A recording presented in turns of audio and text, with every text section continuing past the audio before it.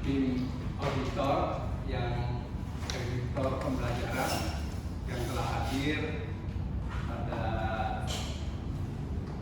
kegiatan proses pembelajaran di Fakultas FKIP Prodi S2 Pendidikan Ekonomi.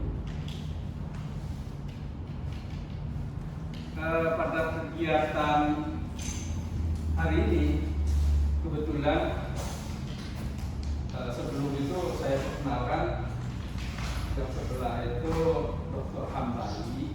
Dr. Hambali ini ketua jurusan pendidikan ilmu pengetahuan sosial. Jadi pendidikan ekonomi itu di bawah jurusan ilmu pengetahuan sosial. Karena sebenarnya koordinator koordinator.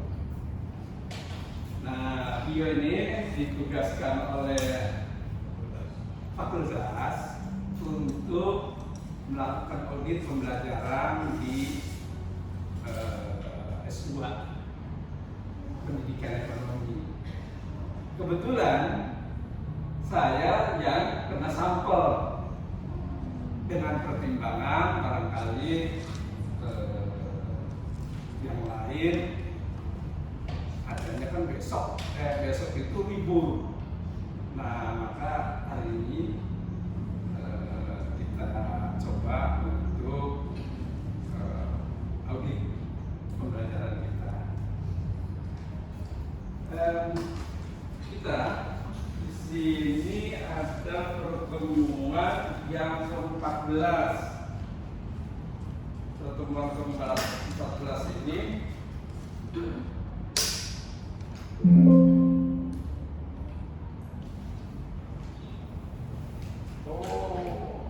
jadi antara ini dengan teknologi yang tersedia lebih tinggi teknologi yang tersedia sehingga tidak muncul. Nah, tapi nggak apa-apa lah. Tidak muncul.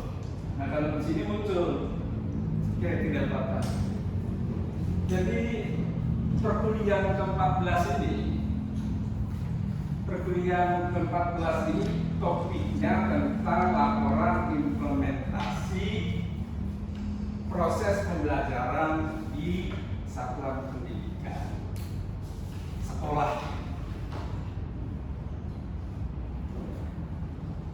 Mengajar mata kuliah ini dua orang, yaitu saya sendiri dengan Prof. Sumarno. Prof. Sumarno tidak bisa hadir karena beliau ada kesibukan besok pesta.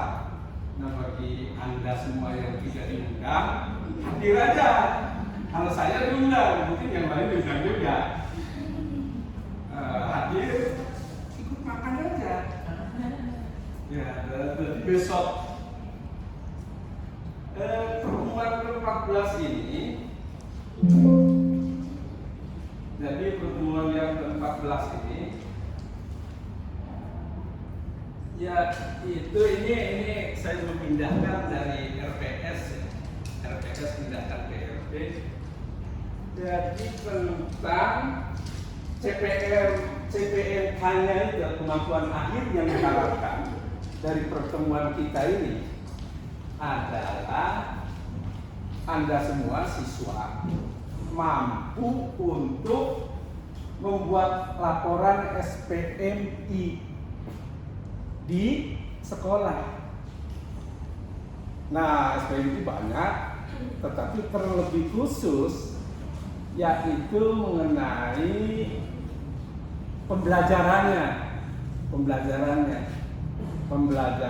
proses pembelajaran di satuan pendidikan.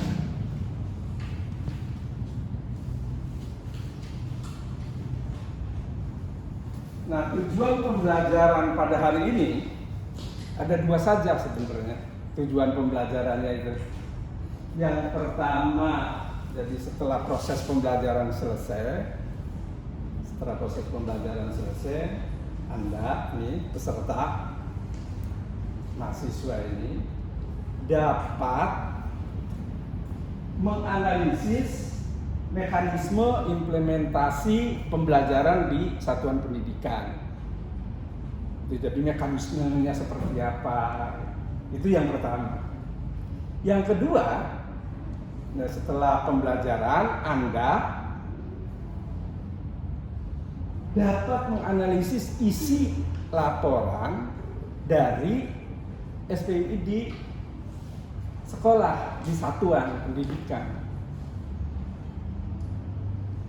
Khususnya proses pembelajarannya. Jadi tidak semua diaudit, hanya proses pembelajarannya saja.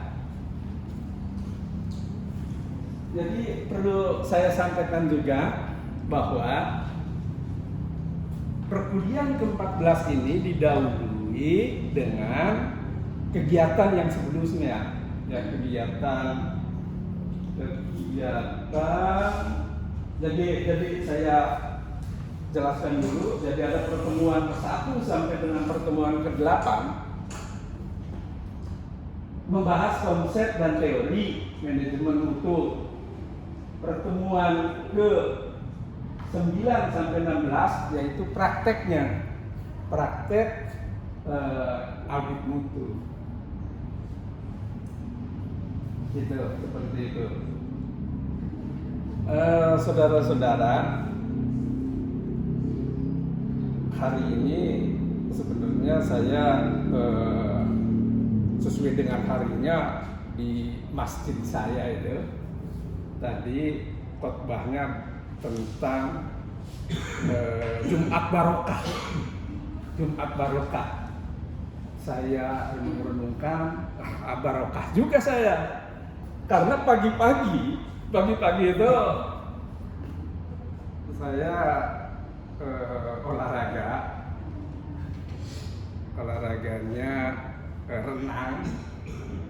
Setelah renang lalu pulang, lalu sholat Jumat. Nah, topiknya itu. Nah, pada hari ini di samping mengajar juga audit. Nah, jadi barokahnya itu audit.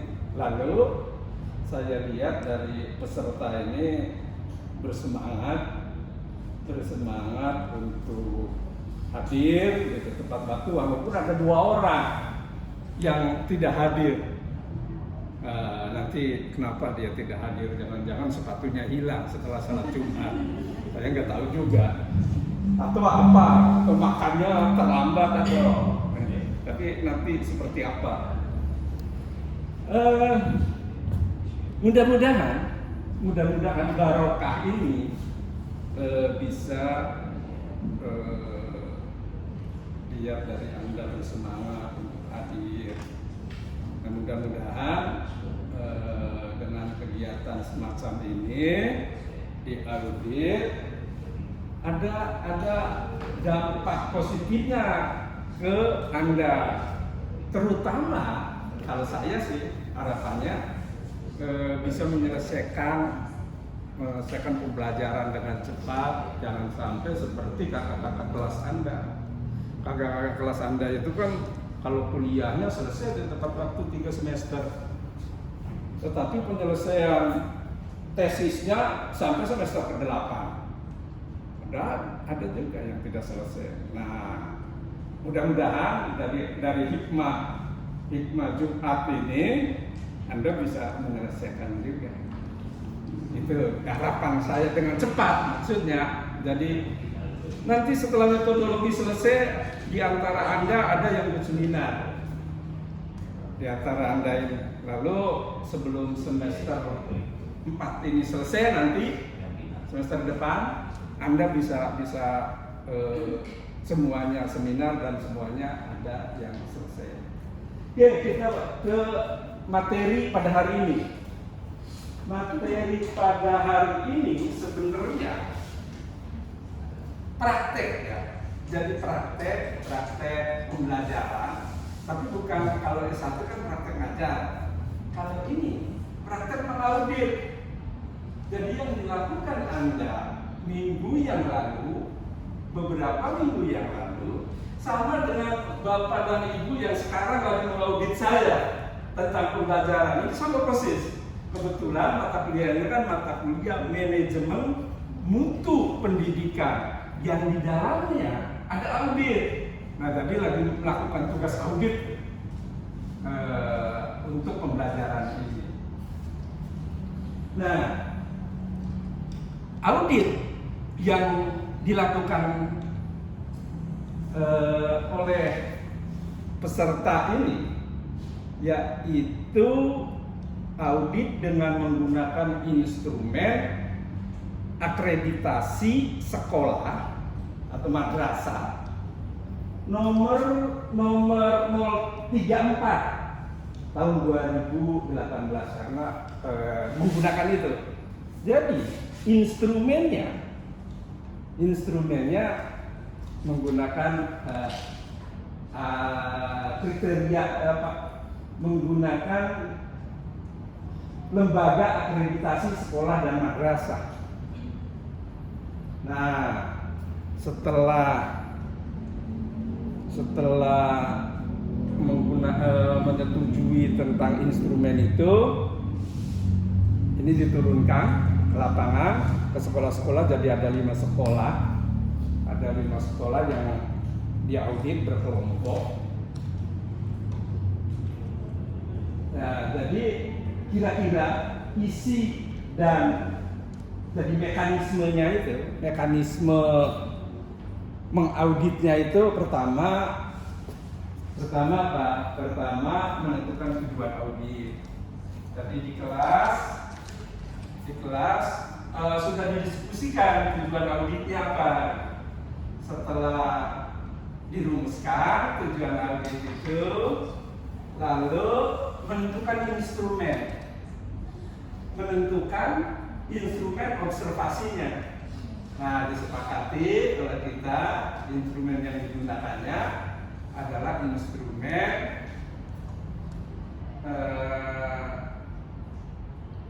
dari lembaga akreditasi sekolah dan madrasah. Nah, setelah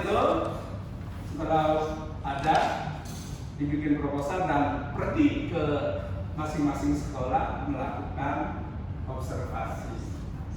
Ada 3 observasi yang dilakukan, yaitu observasi tentang perencanaan pembelajarannya, observasi tentang proses pembelajarannya, dan yang ketiga observasi tentang evaluasinya.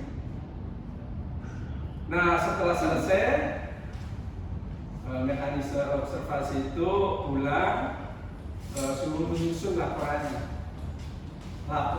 observasi itu. Ya, laporan observasi isinya sama sih dengan kegiatan-kegiatan observasi yang dilakukan, yaitu ada 4 hal, 5 hal, yaitu mencantumkan laporan auditnya. Jangan duduk berdiri dulu sini. Berdiri dulu. Kenapa Anda terlambat? Tadi waktu Jumat Sepertinya hilang. Apa? Tadi waktu Jumat kejauhan tadi bro. Oh, kejauhan. Sama juga. Jangan-jangan dia mau masuk jam 2 karena biasanya jam 2 ini. Silakan. Cari tempat duduk.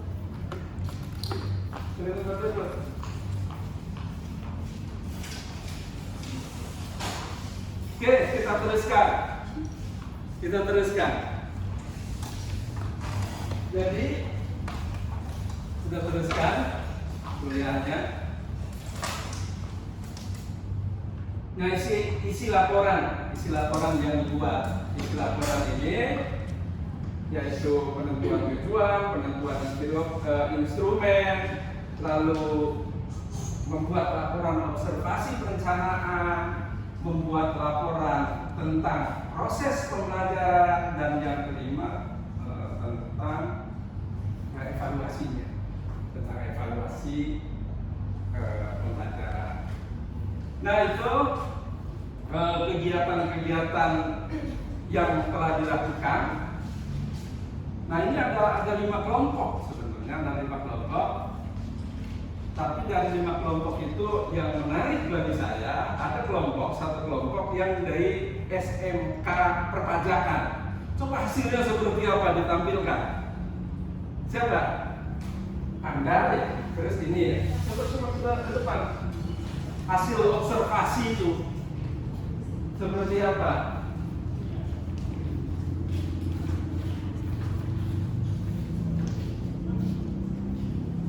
Di laptop saya ada, karena di antara 5 itu ini yang menurut saya agak menarik untuk disampaikan sebagai materi pada perkuliahan hari ini.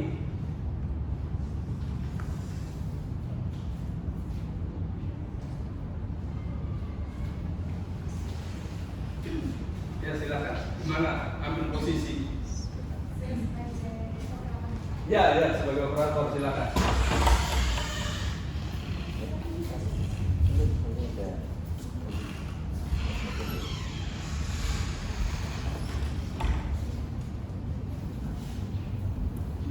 Kalau PPT-nya ini lebih bagus daripada dosennya. Ini lebih bagus nih. Ya silakan. Di mana mau di mana? Saya di sini ya. Boleh saya di sini. Ya silakan. Assalamualaikum warahmatullahi wabarakatuh. Waalaikumsalam warahmatullahi wabarakatuh. Baik, di sini saya akan memaparkan laporan hasil observasi proses pembelajaran pada SMK Perpajakan Riau.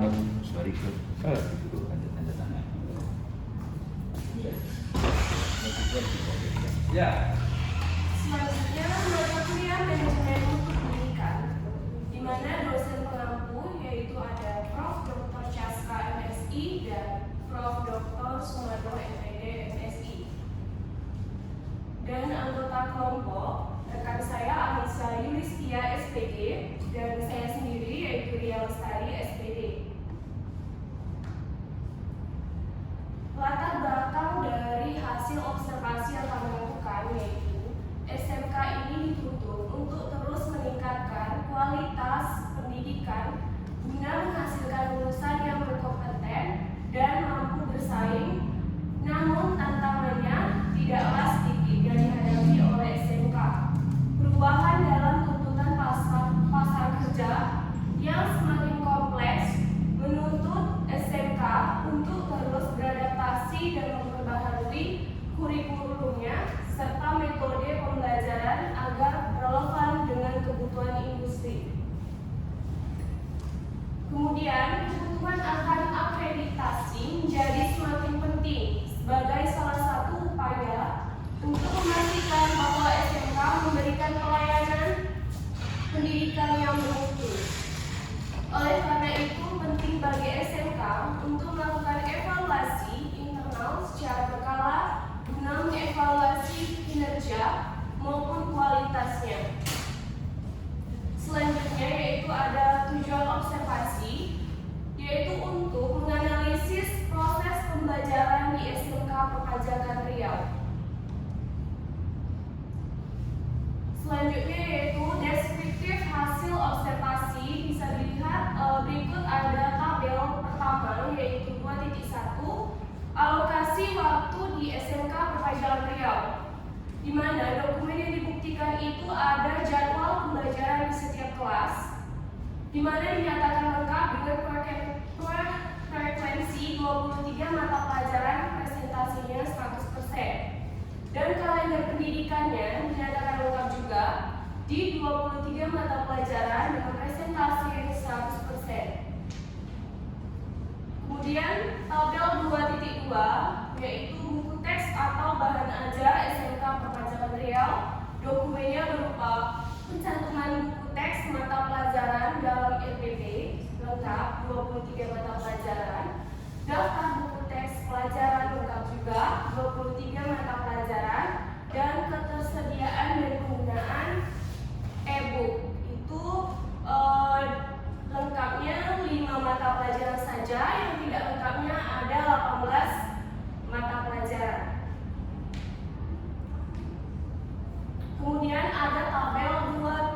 3, di mana pengelolaan kelas yang baik di SMK Perpajakan Riau. Dokumennya mengamati proses pembelajaran di 2 kelas atau lebih.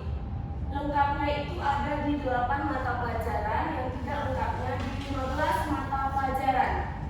Yang kedua, dokumennya itu rekap hasil supervisi kelas oleh kepala sekolah.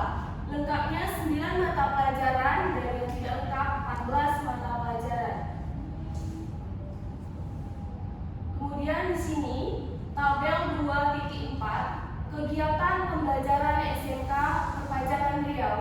Dokumennya yaitu pelaksanaan setiap langkah pembelajaran yang dilakukan guru di kelas, lengkap 23 mata pelajaran. Kemudian kesesuaian antara RPP dengan setiap langkah pelaksanaan pembelajaran itu juga itu lengkapnya 15 mata pelajaran dan yang tidak lengkapnya ada 8 mata pelajaran. Kemudian rekap hasil supervisi kelas oleh kepala sekolah lengkapnya ada 9 mata pelajaran, yang tidak lengkap 14 mata pelajaran. Kemudian dokumen yang keempat yaitu ragam model, metode dan pendekatan pembelajaran atau dalam RPP. Lengkapnya 15 mata pelajaran dan yang tidak lengkapnya 8 mata pelajaran. Kemudian proses pembelajaran di 2 kelas atau lebih itu lengkapnya di 8 mata pelajaran dan yang tidak lengkapnya itu 15 mata pelajaran. Kemudian tabel 2.5 yaitu penilaian materi di SMK Perpajakan Riau, di mana dokumennya yaitu instrumen penilaian. Lengkapnya 23 mata pelajaran, bukti pelaksanaan penilaian juga lengkap di 23 mata pelajaran. Hasil penilaiannya juga lengkap di 23 mata pelajaran. Kemudian tabel 2.6 di mana peningkatan kualitas pembelajaran di SMK Perpajakan Riau. Dokumennya yaitu pemanfaatan hasil evaluasi proses pembelajaran yang dilakukan oleh guru. Itu lengkap juga 23 mata pelajaran dan perbaikan serta penandaan atau evaluasi pembelajaran itu juga lengkap dengan frekuensi 23 mata pelajaran. Dan tabel 2.7 yaitu manajemen dan pengembangan sumber daya manusia di SMK Perpajakan Riau dengan dokumen bukti supervisi pembelajaran. Lengkapnya ada 9 dokumen mata pelajaran dan tidak lengkap 14 mata pelajaran. Dan yang kedua dokumennya hasil supervisi juga dan dievaluasi dengan kepala sekolah. Lengkapnya ada 9 mata pelajaran dan tidak lengkap 14 mata pelajaran. Dan dokumen rencana tidak lanjut hasil pengawasan. Lengkapnya 9 mata pelajaran yang tidak lengkap 14 mata pelajaran. Dokumen yang keempat yaitu bukti keikutsertaan guru dalam pengembangan profesi guru. Lengkapnya 11 dan yang tidak lengkap 12. Kemudian yang kelima, bukti pemberian penguatan dan penghargaan. Lengkapnya 15 dan tidak lengkapnya ada 8. Tabel 2.8 perangkat pembelajaran di SMK Perpajakan Riau. Dokumennya RPP, silabus, buku pegangan dan sumber belajar yang ditulis dalam bahasa Indonesia. Lengkap semua mata pelajaran, frekuensinya 23. Kemudian tabel yang terakhir yaitu 2.9 yaitu perangkat pembelajaran di SMK Perpajakan Riau. Dokumennya juga RPP, silabus dan buku pegangan lengkap 23 mata pelajaran. Kemudian analisis hasil observasinya, instrumen standar proses pembelajaran di SMK yaitu perencanaan pembelajaran lengkap, pemanfaatan dalam proses pembelajaran lengkap, monitoring dan evaluasi pembelajaran lengkap, evaluasi dan penilaian terhadap pembelajaran lengkap, kegiatan evaluasi penilaian materi pembelajaran lengkap, pemanfaatan hasil evaluasi lengkap, evaluasi dan pengawasan kinerja lengkap, penilaian kesesuaian kurikulum dan proses pembelajaran lengkap, dan yang terakhir evaluasi kurikulum dan proses pembelajaran lengkap. Baik, kesimpulan dari hasil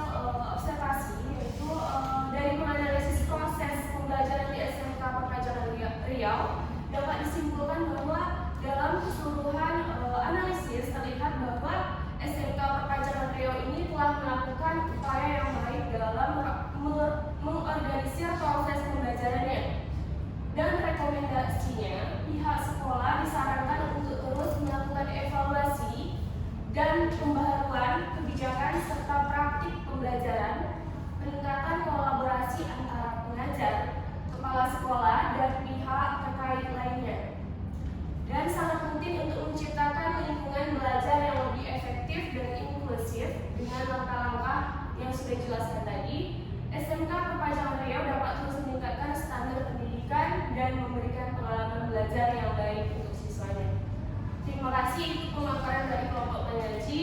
Saya kembalikan kepada Bapak Chaskan. Oke. Karena ini tempat duduk saya, pindah dulu. Ini kan tempat duduk saya dari pinjaman kan. Nah, saya sini, tapi saya nggak duduk di presiden.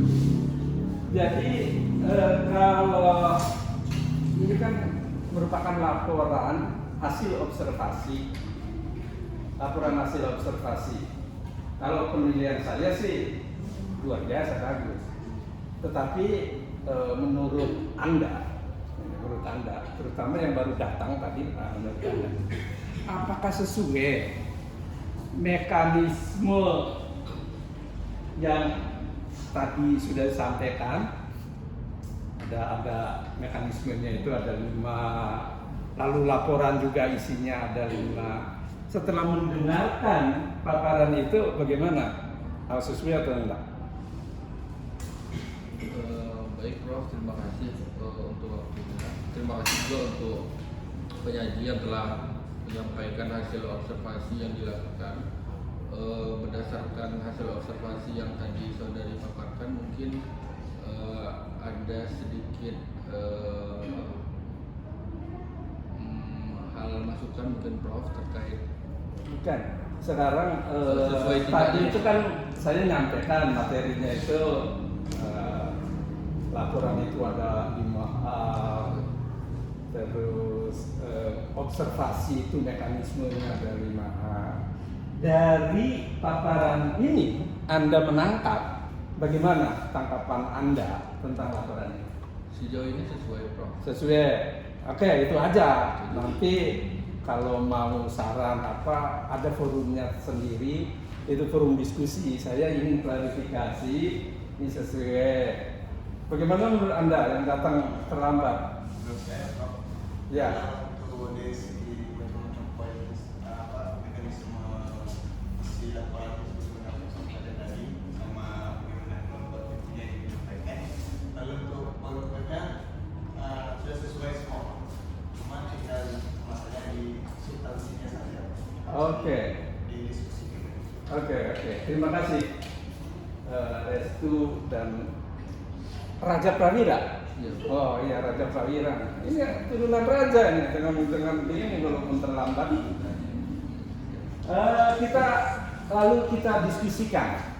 Kita diskusikan dari paparan tadi. Barangkali di antara peserta ini ada yang mau bertanya, mau berkomentar, mau apa saja lah, diperbolehkan. Mumpung lagi di syuting. Silakan. Siapa? Ya, Dina duluan. Gimana Dina? Assalamualaikum warahmatullahi wabarakatuh. Waalaikumsalam.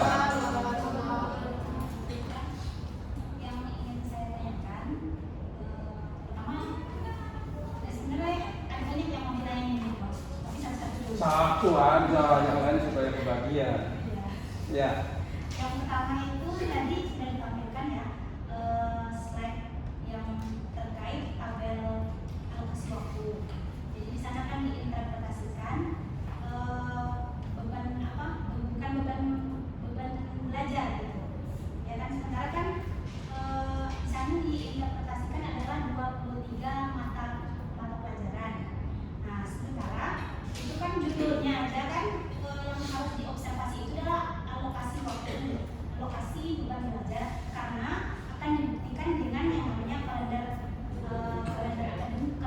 pendidikan, kalender pendidikan dan juga jadwal pelajaran dari SMK. Nah, dimana kan kita kan mengacu kepada Permendikbud. Nah, berdasarkan Permendikbud itu seharusnya kan interpretasinya yang akan kita selidiki adalah jadwal pelajaran SMK itu apakah sesuai jam pelajarannya dengan peraturan yang berlaku. Misalnya di SMK kan 38 menit ya, saya lihat Permendikbudnya itu kan 38 menit per jam gitu.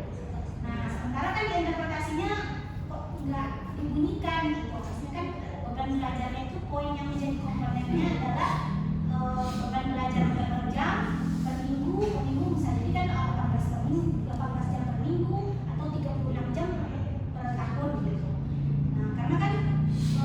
Poinnya, Ya, pertanyaannya poinnya apa? Poinnya adalah kenapa dibunyikan 23 mata pelajaran. Oke, mudah-mudahan mengerti. Silakan ditanggapi. Baik, terima kasih kepada saudaranya. Saya akan menjawab pertanyaan dari saudaranya. Jadi, sebelum mengapa kami mengambil 23 mata pelajaran. Jadi di setiap mata pelajaran Rio itu terdapat 40 guru dan ada 23 mata pelajaran. Kami mengambil 23 mata pelajaran itu dikarenakan keterbatasan dalam mengobservasi, sehingga kami mengambil jumlah persentase itu yang 100% itu 23 mata pelajaran.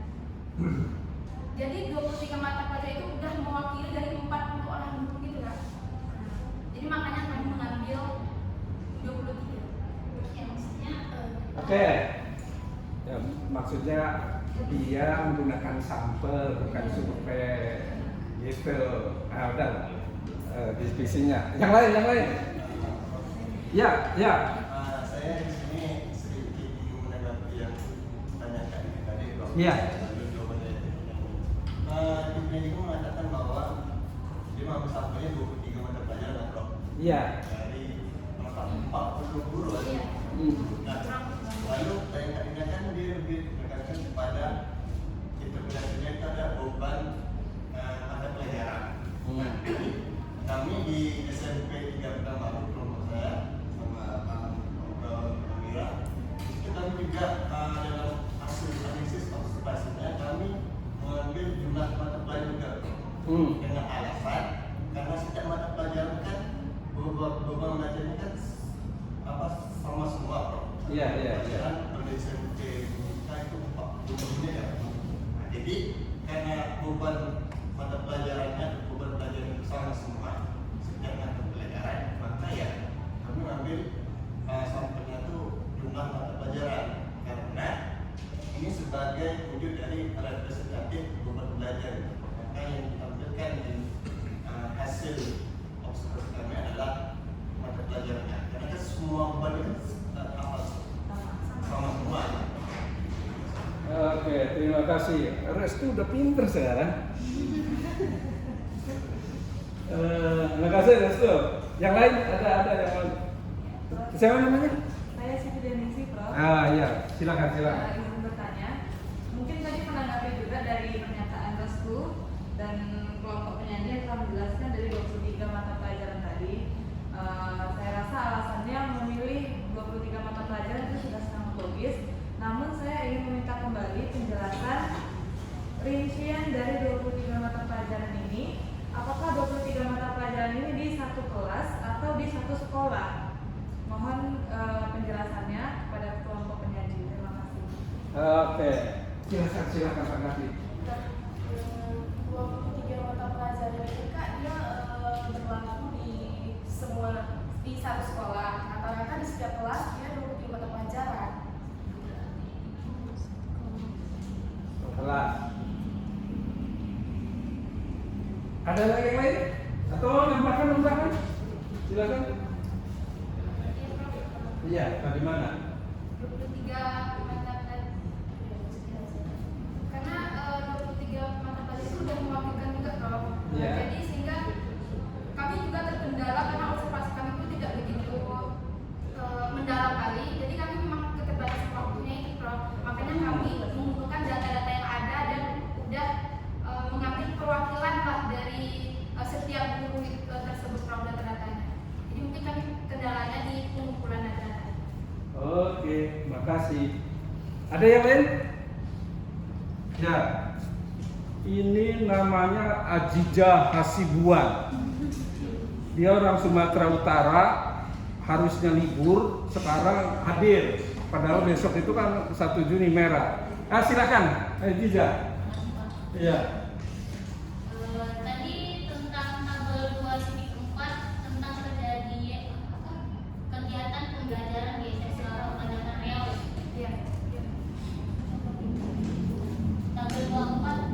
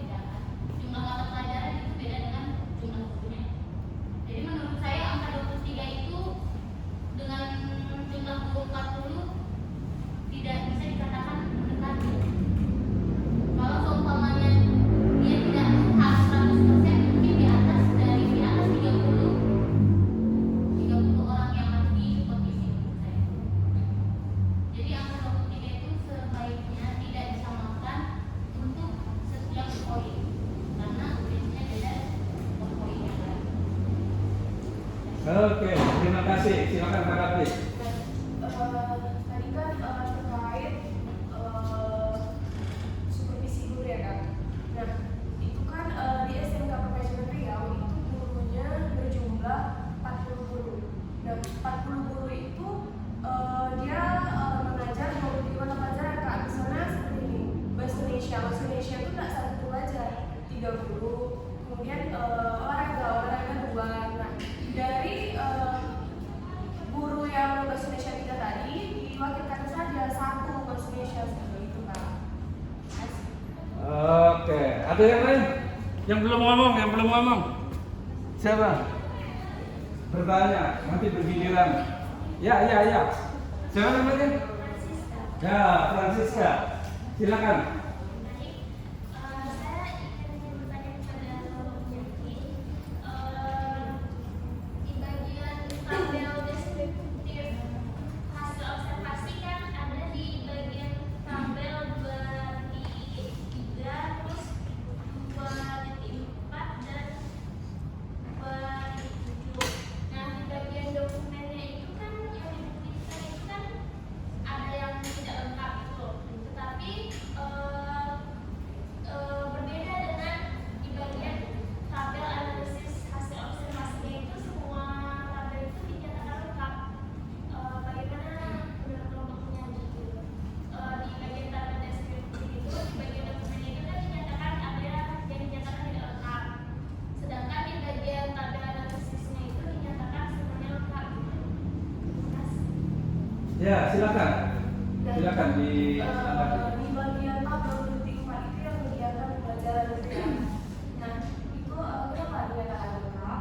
Di sini menghitungnya itu nggak satu dokumen, tapi kalau digabungkan dari beberapa dokumen itu ada 5 dokumen dan presentasi itu lebih dari 70% atau mendekati 100. Nah, oleh karena itu kami membuat keterangannya lengkap seperti itu. Oke, mau ada tambahan? Ya, sudah. Ya, sama Pak. Sama. Ya, karena mendekati ke angka 100% yang pada 50% itu 100 masih dekat, sehingga kami ambil kesimpulan bahwa berarti poin-poin ini udah lengkap. Oke. Nantilah. Yang lain, yang belum ngomong. Belum, kamu kan belum, udah semuanya. Ya. Baik, terima kasih atas kesempatannya. Nah, ini kan laporan observasi.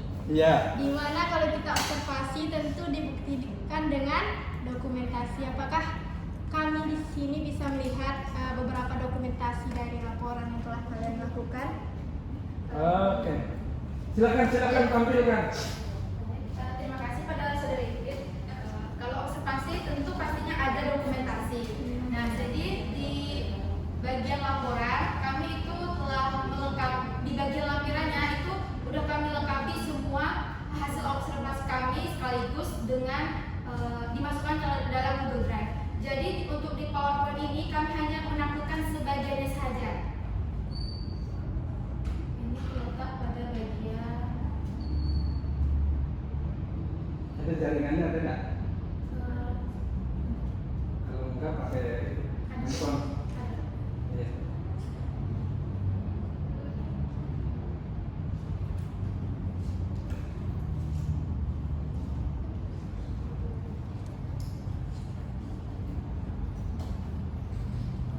Nah, ini adalah salah satu contoh dokumentasi mengenai pencantuman buku teks dalam PPP daftar buku teks. Klik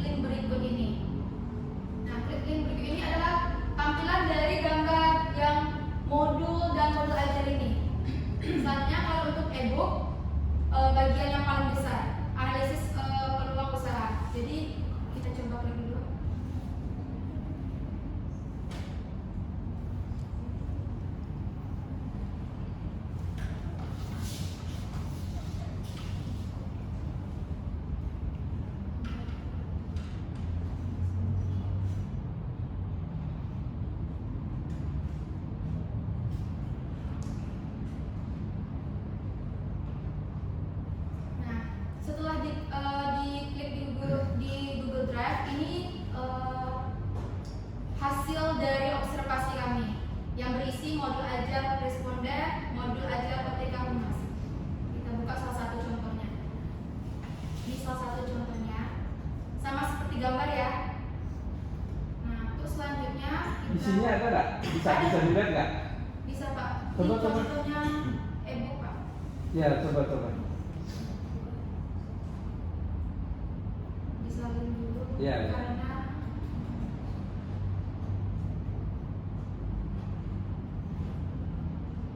ini menggunakan Anyflip. Nah, ini contoh dari hasil dokumentasi mengenai modul yang telah dibuat di SMK Perpajakan Riau. Nah, ini isinya. Ya, terus. Luar biasa. Sudah ini modulnya sudah lengkap Pak sesuai dengan ketentuan kurikulumnya. Iya, terus.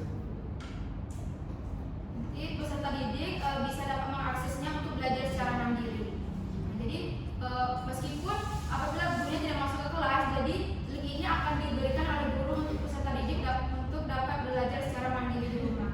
Atau sebelum pembelajaran berlangsung, jadi peserta didik itu bisa mempelajari materi-materi yang akan diajarkan di pertemuan selanjutnya. Dilengkapi dengan berbagai pertanyaan, terus ada glosarium juga dan daftar pustaka. Nah, itu contoh dokumentasinya. Ya, yang satu lagi bisa ditampilkan. Selanjutnya ini dalam bentuk foto kegiatan pembelajaran yang isinya link ini sama dengan isi pada gambar. Ini ketika siswa sedang belajar, ini yang dipegang peserta didik itu adalah hasil karya buah tangannya, karena di SMK ada materi praktek, jadi dia membuat bentuknya bucket makanan. Terus sedangkan di tengah-tengah itu jadi kegiatan kewirausahaan, dan di bagian kanan lagi itu sama, ini pembuatan bucket makanan ya. Mungkin itu salah satu contoh dari hasil dokumentasi di SMK Perpajakan Riau. Saya lanjutkan karena saya tertarik. Jadi ini bisa diakses oleh masyarakat umum atau enggak? Atau harus dikasih link dulu? Gambarnya ini Pak? Iya. Harus dikasih link dulu Pak, Oh. tapi karena di dalam laporan hasil itu telah tersedia semua, Iya. jadi kami di dalam Google Drive itu udah membuka akses untuk semuanya Pak. Jadi siapapun yang melihat laporan hasil kami di bagian lampiran itu udah bisa mengklik. Oh, Nah, sudah ada harus tunggu konfirmasi terlebih dahulu tuh enggak ada. Oh, berarti untuk umum ya? Iya, Bukan untuk untuk umum ya. Oke, makasih. Ada lagi? Ini nantilah, jangan ini mentang-mentang di Shopee. Pengen terus, ya.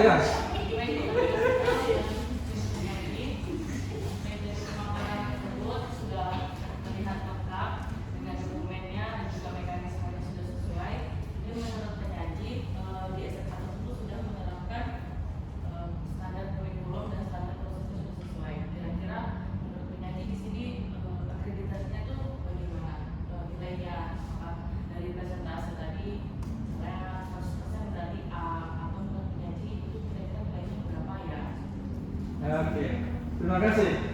Minta klarifikasi katanya. Silakan. Baik, terima kasih pada saudari Rika. Nah, menurut pendapat kami, setelah kami melakukan hasil observasi dan mendapatkan beberapa dokumen yang sekolah SMK Perpajakan ini layak dapat menilai A, karena komponen-komponen yang dilengkapi itu sudah sesuai dengan standar. Layak dapat A, berarti posisi sekarang masih B. Oh, udah A. Udah A. Kirain masih B, menurut observasi Anda sudah layak jadi A. Tetapi sebenarnya dia udah A. Jadi ini menguatkan akreditasinya A setelah diobservasi independen, jadi second opinion. Kalau di dokter itu ada yang second opinion, ternyata layak dapat A, bukan abal-abal. Oke, terima kasih. Ada lagi? Ya, ada satu lagi belum nanti Dina. Ya, silakan. Kak, boleh dibuka tabel 2.7.